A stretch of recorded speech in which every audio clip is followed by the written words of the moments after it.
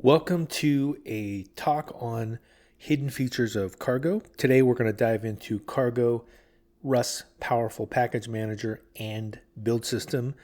Many people are familiar with Cargo build or Cargo run or Cargo test, but there's a lot more you can do to improve your workflow. Let's go ahead and talk about some of the basic and also hidden features that you may have missed. First up, we have profile customization. So this is pretty interesting, is that you can build custom profiles. Maybe you know about default dev and release profiles, but you could also build a throwaway or a custom profile inside of cargo.toml. You can add profile. Let's say quick-debug, and then there you could have a debug equals true profile where you could have some optimizations and use some kind of special debugging so that you don't have to wait for full release builds. We also could go ahead and run it by typing in cargo space build space dash dash profile, and then you put in the name of that custom profile. So that's a neat little trick that can really help you out depending on what it is you're doing. We also have a workspace superpower. So one thing that Cargo has is that if you want to work with multi-crate projects and you want to move beyond some of the basic features, one of the things you can do is you can use workspace.dependencies to declare versions and then inherit them all in your workspace. Let's talk about another component, which is dependency insight. So this is pretty interesting in a large project. One of the things you can do is type in cargo space tree, and this will show you a complex hierarchy of dependencies. So you can look at why a specific package is included. You could even do cargo tree -i regex to invert the tree and then show what's pulled in via the regex crate. So you also have the ability to toggle that tree just like you would with a regular tree command. You also have the idea of feature unification as well. So for example, you could have a dependency request Tokyo with RT multi-thread, and then another one would need macros, and then Cargo could ensure that Tokyo is building both features, and this could prevent, for example, like a runtime error on a missing feature. Let's talk about build system insights next. This is always something that comes up when you're building with Cargo. Let's talk about a few different hidden flags. So first up here for the build process, we have cargo space build space dash dash timings. And this is a good way to generate an HTML report that shows compilation time for every crate, also doing parallelization and also identifying bottlenecks in a build.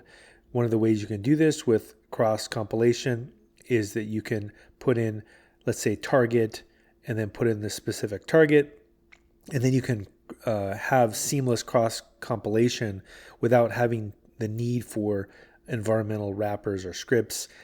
And you can even use, for example, other tool chains like Cargo Zig build, and this could leverage the Zig compiler to provide a zero configuration cross compilation as well. So this does come up, believe it or not, quite a bit with things like AWS Lambda, where you may need to target, let's say, the ARM runtime. Now let's talk about testing capabilities next. One of the things that you can do with resource intensive tests, let's say you're doing a very intensive test on a tree of files or etc., you could do cargo test ignored, and then anything that's marked with ignore would actually be skipped. And this is really helpful when you want to just do a basic test and you don't want to do some comprehensive test. And then for tests that depend on shared state, you can also force them to do a sequential execution. So you can type in cargo test and then do test threads equal 1. Another thing you can do is you can do pattern matching for test selection. And this is a pretty underutilized feature. So you can specify a module path. For example, cargo test module : submodule. and this will run all the tests within that namespace. So let's talk about why you would care about that for a second, because this is something I use quite a bit, is that because Cargo assumes, in the case of Rust, it assumes that you're going to put your tests in the same file as your source code, then it makes it very easy to go to a module and then go to the submodule and then say, I want to run tests for just this particular submodule. And this makes it really handy to pin down where to get into the weeds on something. If you have a huge project that's thousands and thousands of lines of code, it could take several minutes to run all of the tests. And if you're making a small fix, why do you need to wait 5 or 6 minutes for a test? In this case, you specifically run just that test. So this is a killer one that I use quite a bit. You can also do cargo watch as well. And this is a way to manually run tests after changes. So you could run cargo space watch, and then you could do clippy and test, and you could actually have this thing constantly running as well. That's also a neat little hidden feature. And let's wrap things up here with a performance optimization trick here. So one thing you can do for production builds, obviously, is do a release, but you also could build things with an instrumented version as well. So you could type in cargo rust release Cprofile, and you could actually generate a instrumented version. And then with this binary as well, this could be generating profile data that you could use to figure out how to make your system faster. Another thing you can do is you can also rebuild using this data. And this is a way to teach the compiler which code paths are hot.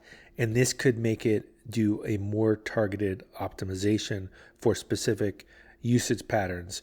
You can get performance gains of, let's say, 5 to 30%, especially for CPU bound applications. So this is a very interesting hidden feature here, is that, it requires a few different steps here.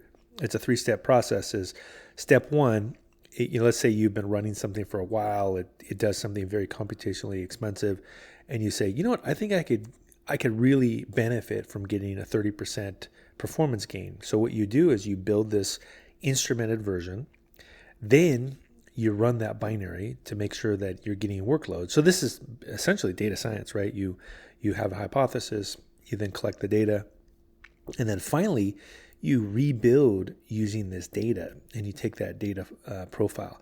So this is a very killer and subtle feature that could save you a lot of money if you're running, let's say, a data engineering or machine learning workload.